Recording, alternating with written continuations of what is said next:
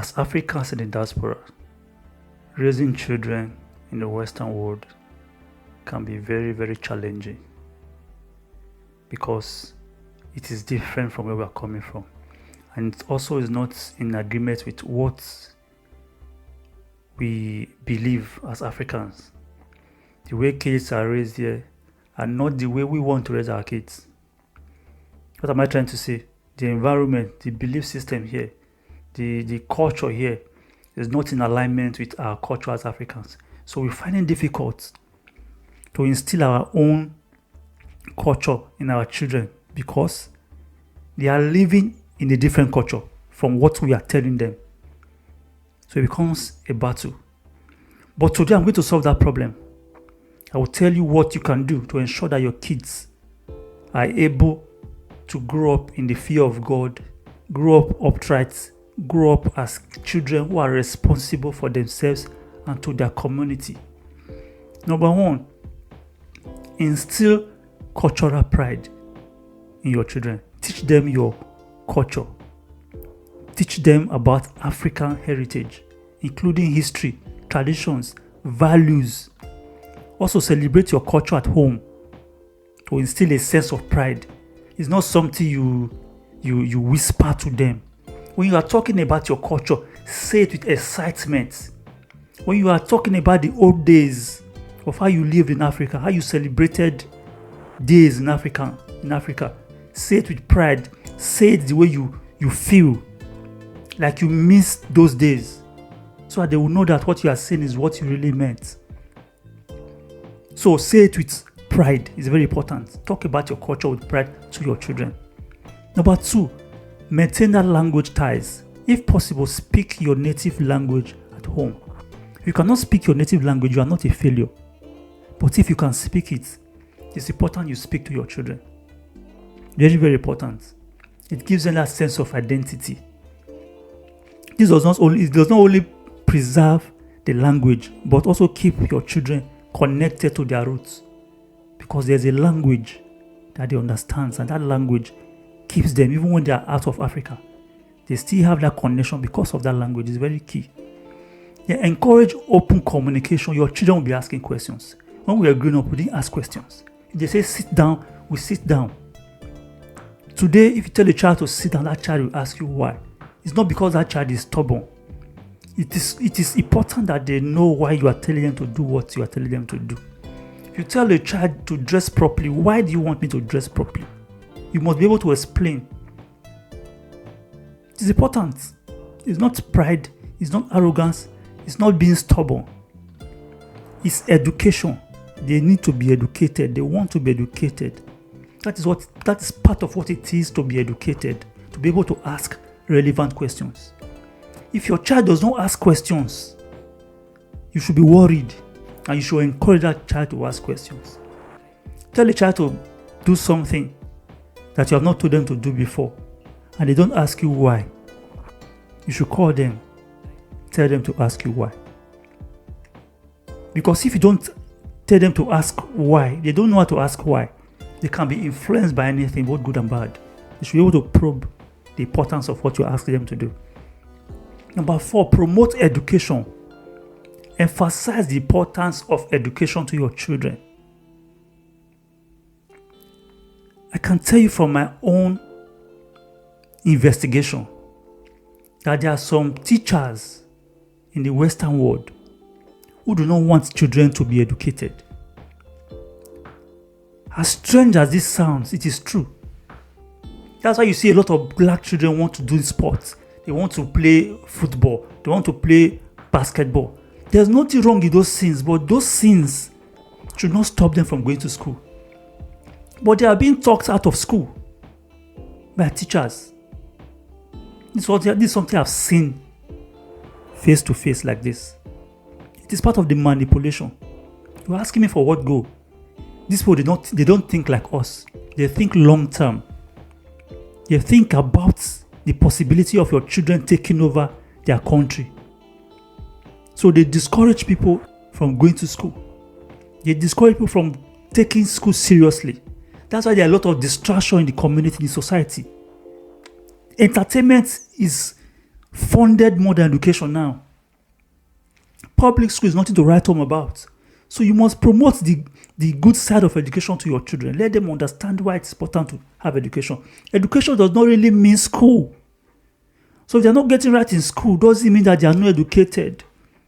Education is the ability to notice a problem and be able to think independently to bring out solution to that problem. That's education. The ability to think widely, think outside the box. That's education. I'm not talking about regimented kind of learning where you have to take permission before you ease yourself. That is not what I'm talking about. I'm talking about education in the real sense of the word. You have to promote it. Your children should be able to ask questions. You should be able to think of problems and solutions even before it becomes very visible to other people.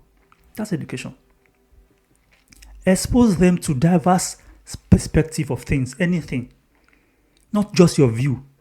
Let them investigate how other people think about a particular issue. Because we are raising leaders. If you are raising leaders, they cannot be myopic. It cannot be you and you alone. It cannot be just Christian. How do Muslims think? How do the Buddhists think?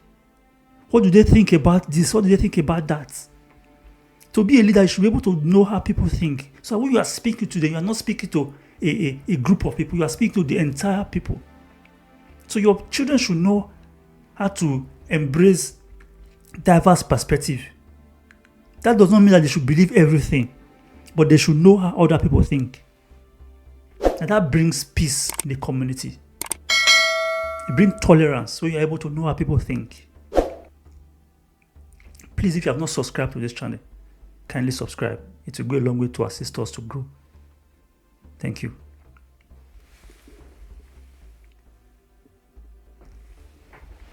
Number 6, teach them resilience and adaptability. You can do this by just sharing stories of how you're able to adapt to a situation and you're able to succeed against all odds. Tell them story of yourself and other people who have made it through struggles, who do not look at obstacles, who do not look at the problems but got solutions even when the problem was there. Tell them about people who were courageous. It's important that they are resilient. In the community, in the life that we live today, it's only the tough that makes it to the top. Only the tough makes it to the top. Even when you failed, tell your children why you failed so that they will not fail. You cannot be the role model in every aspect of their lives. You have not succeeded in everything. So don't let them think you are the standard. There's anybody doing better than you in any community, in anywhere in the world, let them know why that person succeeded and let them follow that. You cannot be selfish as parents. Your children must be better than you in every aspect of life. That's how God wants it. That's how you should want it. Number 7, celebrate African festivals. Now, when they celebrate something in Africa, it's important that you tell your children about it. I'm not talking about idol worship. I'm talking about festivals, New Year festival. Celebrate it. Go and buy eat on that day, New Year festival. If you celebrate it in Africa, in your culture, celebrate it abroad. Now, there are some other things that they celebrate, like initiation to adulthood, celebration of virgins. Those are richness of our culture, where people are celebrated for being virgins. In Western world, children are being mocked. They might not tell you. A child cannot boldly go and say that she's a virgin at the age of 18. People will mock her. But if she knew before that time that it's a thing of pride to be a virgin, she will be able to stand anywhere to say, yes, I'm a virgin because I'm not married. It's important that you tell them before they will tell them the wrong thing. Number 8, community engagements. Connect with local African diaspora community. Not everybody is bad. Not everybody is looking for your downfall. Look for a good community, especially churches, where you can have a sense of belonging, where you can have sense of pride, where you can communicate your pains to those who really care. There are a lot of Christian communities where you can do that in the diaspora.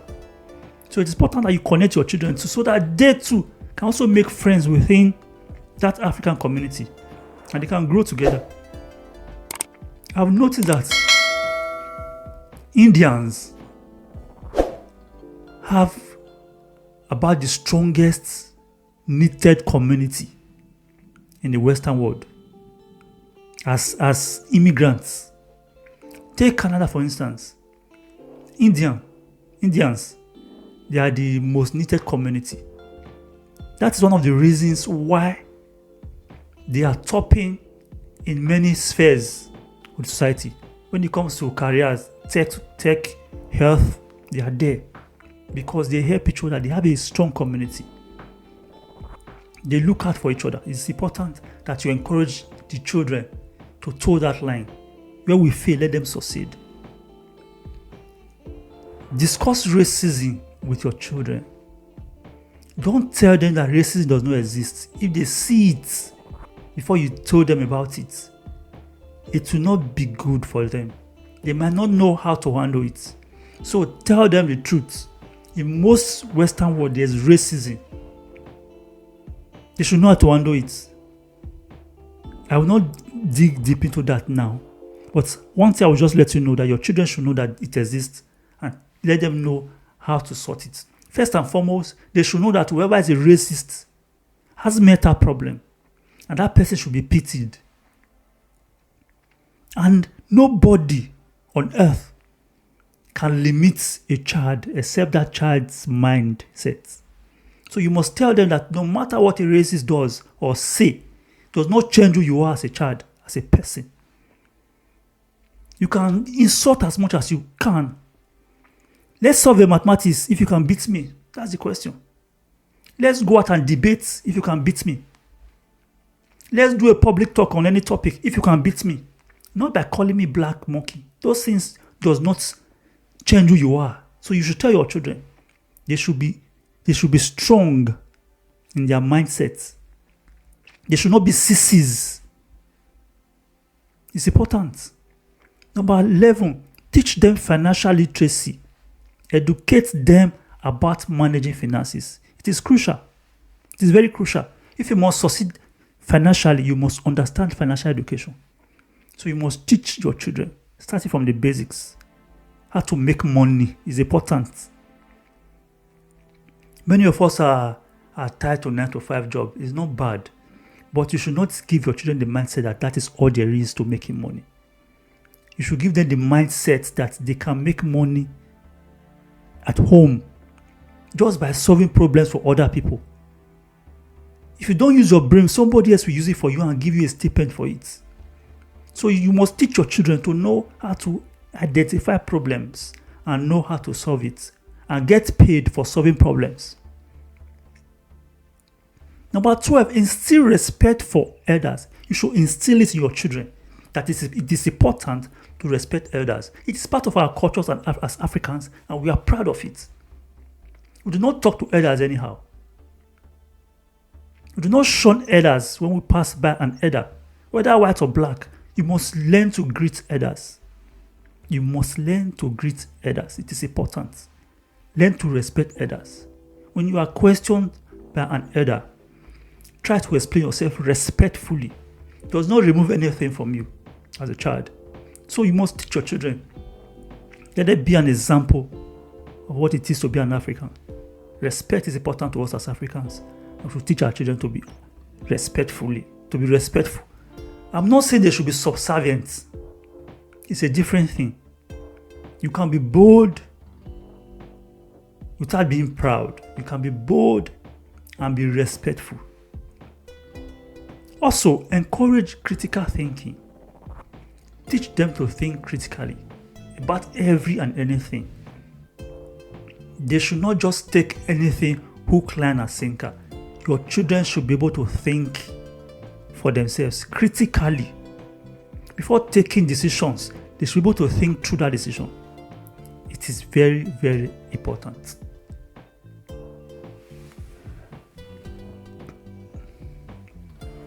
Nurture their talents and interests. support their talents and interests, whether they are aligned with culture or not. Some of us have this tendency to mold our children in the way that we as parents will be proud of. You want to brag with your children. That is not how it should be. That is being selfish. You want to go to an African community and say, my son is a doctor, my daughter is a lawyer. Is that what that child was made to be? It is very important. There's nothing wrong in being a doctor. There's nothing wrong in being a lawyer. But it has to align with that child's divine purpose. Not because you want to brag. A lot of children are depressed because you were made to study the course they were not cut out for. You were made to do things. They were even blackmailed by parents to study courses that they didn't like to study. Your child comes and says he or she wants to study music. You're asking how much does music pay? It's not always about the money. The first thing is about the child's happiness, the child's purpose. You are going to school and you are depressed. You can be a doctor, you'll not be able to be a good doctor because you are not happy with that profession. But you can be a musician if that is what God has made you to be. And you'll be successful both financially, both health-wise. That is it. So it's important that we should shun this idea of pride, trying to make our children be the best amongst other children. You want to say my child is a doctor and that one's child is not a doctor. No. Put the child first. Number 15 or thereabouts. I've lost count. But this is the last thing I want to say. You cannot train a child to be good if you cannot be good by example. What am I saying? You must be a role model. You must teach that children by example. You must respect your spouse if you want your child to respect other people. You must respect them. You must respect other people. They are watching you. And there's every tendency to do what you do more than what you say. So your children are more likely to do what they see you do more than what you are saying. You are telling them to be respectful, but you are not respectful. If you are hitting your wife, your son will hit your daughter.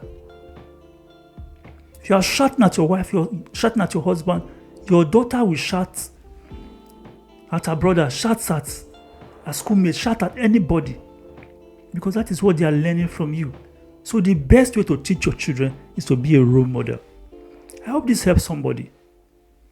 Let's be proud of our culture.